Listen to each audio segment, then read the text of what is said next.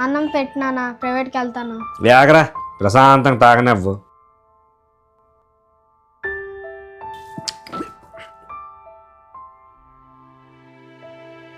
మీ నాన్నని ప్రశాంతంగా తాగని నాన్న, నేను అన్నం పెడతాను రా.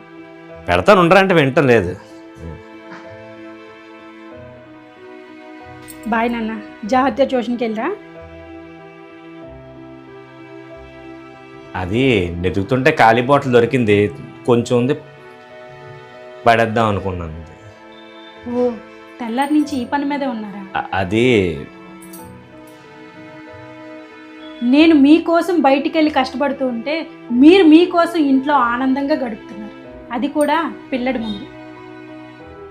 ఏ భార్య అయినా భర్తకి సాయపడాలని అనుకుంటుంది, అలాగే నా ఇంట్లో కూడా నేను మీకు సాయపడాలని అనుకున్నాను. భర్తకి భార్య సహాయపడాలని ఒక థీరీ రాశారు కదండి పెద్దోళ్ళు, అవి మీలాంటి భర్తలకి వర్తించదండి. వెళ్ళండి, ఏం తెస్తారో అదే తింటాం, ఏం పెడతారో అలానే బతుకుతాం. ఈ క్షణం నుంచి నేను జాబ్ చేయడం మానేస్తున్నాను. యాగు, ఏదో పెద్ద సంపాదిస్తున్నా పొగరపోతున్నావు. నువ్వు నీ కొంపలోంచి వచ్చినప్పుడు మూటలేం పట్టుకొచ్చి లేదు నా దగ్గరికి. ఆ మూటలు తేలేదనే మీకు ఆసరాగా ఇప్పటి వరకు నిలబడ్డాను. బయటికి వెళ్ళి కష్టపడి వచ్చి ఇంట్లో కూడా ఒక పని మనిషిలా పని చేస్తూనే ఉన్నాను.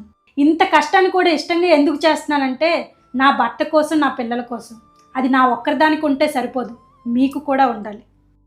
ఇక నుంచి ఉంటుంది, ఉండేటట్టు నేను చేస్తాను.